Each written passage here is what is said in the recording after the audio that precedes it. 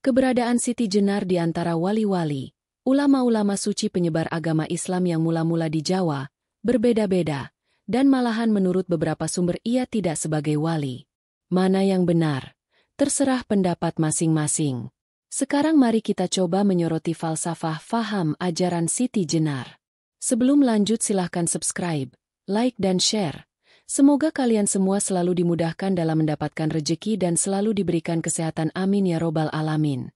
Siti Jenar yang mengaku mempunyai sifat-sifat dan sebagai zat Tuhan, di mana sebagai manusia mempunyai 20 atribut sifat yang dikumpulkan di dalam budi lestari yang menjadi wujud mutlak dan disebut zat, tidak ada asal-usul serta tujuannya.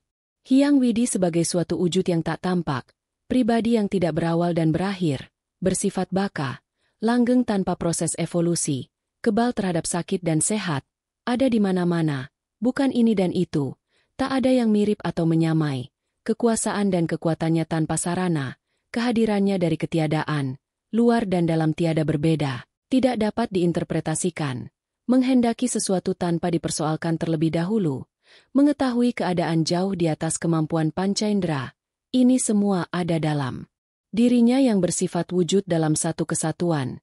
Hyang Suksma ada dalam dirinya.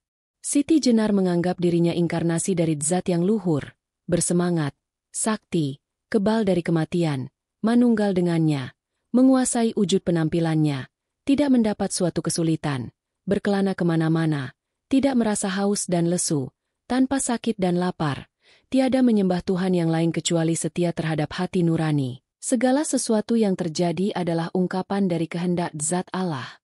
Segala sesuatu yang terjadi adalah ungkapan dari kehendak zat Allah. Maha suci, solat 5. Waktu dengan memuji dan zikir adalah kehendak pribadi manusia dengan dorongan dari badan halusnya, sebab Hyang Suksma itu sebetulnya ada pada diri manusia. Wujud lahiriah Siti Jenar adalah Muhammad, memiliki kerasulan, Muhammad bersifat suci, sama-sama merasakan kehidupan, merasakan manfaat panca indera. Kehendak angan-angan serta ingatan merupakan suatu bentuk akal yang tidak kebal atas kegilaan, tidak jujur dan membuat kepalsuan demi kesejahteraan pribadi, bersifat dengki memaksa, melanggar aturan, jahat dan suka disanjung, sombong yang berakhir tidak berharga dan menodai penampilannya. Bumi langit dan sebagainya adalah kepunyaan seluruh manusia. Jasad busuk bercampur debu menjadi najis, nafas terhembus di segala penjuru dunia, tanah dan air serta api kembali sebagai asalnya, menjadi baru. Tuhan itu adalah wujud yang tidak dapat dilihat dengan mata, tetapi dilambangkan seperti bintang bersinar cemerlang yang berwujud samar-samar bila dilihat, dengan warna memancar yang sangat indah. Siti Jenar mengetahui segala-galanya sebelum terucapkan melebihi makhluk lain, kauruh sakdurung eminarah, karena itu ia juga mengaku sebagai Tuhan. Sedangkan mengenai di mana Tuhan, dikatakan ada di dalam tubuh, tetapi hanya orang terpilih, orang suci, yang bisa melihatnya, yang mana Tuhan itu, maha mulia, tidak berwarna dan tidak terlihat, tidak bertempat tinggal kecuali hanya merupakan tanda yang merupakan wujud Hyang Widi. Hidup itu tidak mati dan hidup itu kekal, yang mana dunia itu bukan kehidupan, buktinya ada mati, tapi kehidupan dunia itu kematian, bangkai yang busuk, sedangkan orang yang ingin hidup abadi itu adalah setelah kematian jasad di dunia. Jiwa yang bersifat kekal gelanggeng setelah manusia mati, lepas dari belenggu badan manusia, adalah suara hati nurani, yang merupakan ungkapan dari zat Tuhan dan penjelmaan dari Hyang Widi di dalam jiwa di mana raga adalah wajah Hyang Widi, yang harus ditaati dan dituruti perintahnya. Ia menganggap Hyang Widi itu suatu wujud yang tak dapat dilihat mata, dilambangkan seperti bintang-bintang bersinar cemerlang, warnanya indah sekali, memiliki 20 sifat, antara lain. Ada, tak bermula, tak berakhir, berbeda dengan barang yang baru, hidup sendiri dan tanpa bantuan sesuatu yang lain, kuasa, kehendak, mendengar, melihat, ilmu, hidup, berbicara, yang terkumpul menjadi satu wujud mutlak yang disebut zat dan itu serupa dirinya. Jelmaan zat yang tidak sakit dan sehat, akan menghasilkan perwatakan kebenaran, kesempurnaan, kebaikan dan keramah tamahan. Tuhan itu menurutnya adalah sebuah nama dari sesuatu yang asing dan sulit dipahami, yang hanya nyata melalui kehadiran manusia dalam kehidupan duniawi. Siti Jenar memandang dalam kematian terdapat sorga neraka. Bahagia celaka ditemui, yakni di dunia ini. Sorga neraka sama, tidak langgeng bisa lebur, yang kesemuanya hanya dalam hati saja. Kesenangan itu yang dinamakan sorga sedangkan neraka, yaitu sakit di hati. Namun banyak ditafsirkan salah oleh para pengikutnya, yang berusaha menjalani jalan menuju kehidupan, ngudi dalan gesang, dengan membuat keonaran dan keributan dengan cara saling membunuh, demi mendapatkan jalan pelepasan dari kematian. Siti Jenar yang berpegang pada konsep bahwa manusia adalah jelmaan zat Tuhan, maka ia memandang alam semesta sebagai makrokosmos sama dengan mikrokosmos. Manusia terdiri dari jiwa dan raga yang mana jiwa sebagai penjelmaan zat Tuhan dan raga adalah bentuk luar dari jiwa dengan dilengkapi panca indera maupun berbagai organ tubuh. Hubungan jiwa dan raga berakhir setelah manusia mati di dunia. Menurutnya sebagai lepasnya manusia dari belenggu alam kematian di dunia, yang selanjutnya manusia bisa manunggal dengan Tuhan dalam keabadian. Siti Jenar memandang bahwa pengetahuan tentang kebenaran ketuhanan diperoleh manusia bersamaan dengan penyadaran diri manusia itu sendiri, karena proses timbulnya pengetahuan itu bersamaan dengan proses munculnya kesadaran subjek terhadap objek, proses intuitif.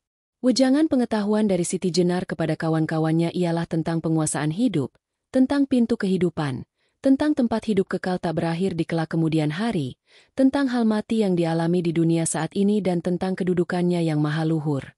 Dengan demikian tidaklah salah jika sebagian orang ajarannya merupakan ajaran kebatinan dalam artian luas, yang lebih menekankan aspek kejiwaan daripada aspek lahiriah, sehingga ada juga yang menyimpulkan bahwa konsepsi tujuan hidup manusia tidak lain sebagai bersatunya manusia dengan Tuhan, manunggaling Kawula Gusti. Dalam pandangan Siti Jenar, Tuhan adalah zat yang mendasari dan sebagai sebab adanya manusia, flora, fauna dan segala yang ada, sekaligus yang menjiwai segala sesuatu yang berwujud, yang keberadaannya tergantung pada adanya zat itu. Ini dibuktikan dari ucapan Siti Jenar bahwa dirinya memiliki sifat-sifat dan secitra Tuhan Hyang Widi. Namun dari berbagai sumber dapat diketahui bahwa bisa jadi benturan kepentingan antara kerajaan Demak dengan dukungan para wali yang merasa hegemoninya terancam yang tidak hanya sebatas keagamaan, Islam, tapi juga dukungan nyata secara politis tegaknya pemerintahan kesultanan di tanah Jawa. Aliansi dalam bentuk sultan mengembangkan kemapanan politik sedang para wali menghendaki perluasan wilayah penyebaran Islam.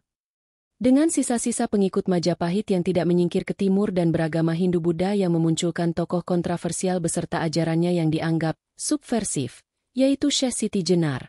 Mungkin secara diam-diam Ki Kebo Kenongo hendak mengembalikan kekuasaan politik sekaligus keagamaan Hindu-Buddha sehingga bergabung dengan Siti Jenar. Bisa jadi pula, tragedi Siti Jenar mencerminkan perlawanan kaum pinggiran terhadap hegemoni Sultan Demak yang memperoleh dukungan dan legitimasi spiritual para wali yang pada saat itu sangat berpengaruh. Di sini politik dan agama bercampur aduk, yang mana pasti akan muncul pemenang, yang terkadang tidak didasarkan pada semangat kebenaran. Dikatakan bahwa dalam tataran kualitas, manunggaling Kawula Gusti adalah tataran yang dapat dicapai tertinggi manusia dalam meningkatkan kualitas dirinya. Tataran ini adalah insan kamilnya kaum muslim, jalma winilisnya aliran kepercayaan tertentu atau satria pinandita dalam konsepsi Jawa pada umumnya. Titik omeganya Teilhard de Chardin atau Kresnarjuna Samvamdanya Radha Krishnan. Yang penting baginya bukan pengalaman itu, tetapi kualitas diri yang kita pertahankan secara konsisten dalam kehidupan nyata di masyarakat. Pengalaman tetaplah pengalaman, tak terkecuali pengalaman paling tinggi dalam bentuk manunggaling Kawula Gusti, yang tak lebih pula dari memperkokoh laku. Laku atau sikap dan tindakan kita sehari-hari itulah yang paling penting dalam hidup ini.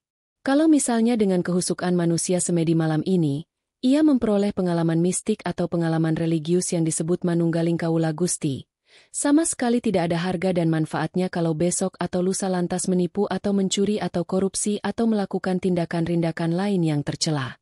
Kisah Dewa Ruci adalah yang menceritakan kejujuran dan keberanian membela kebenaran, yang tanpa kesucian tak mungkin Bima berjumpa Dewa Ruci. Kesimpulannya, manunggaling Kawula Gusti bukan ilmu melainkan hanya suatu pengalaman, yang dengan sendirinya tidak ada masalah boleh atau tidak boleh, tidak ada ketentuan aturan tertentu, boleh percaya atau tidak percaya. Kita akhiri kisah singkat tentang Syekh Siti Jenar, dengan bersama-sama merenungkan kalimat berikut yang berbunyi, janganlah Anda mencela keyakinan kepercayaan orang lain, sebab belum tentu kalau keyakinan kepercayaan Anda itu yang benar sendiri.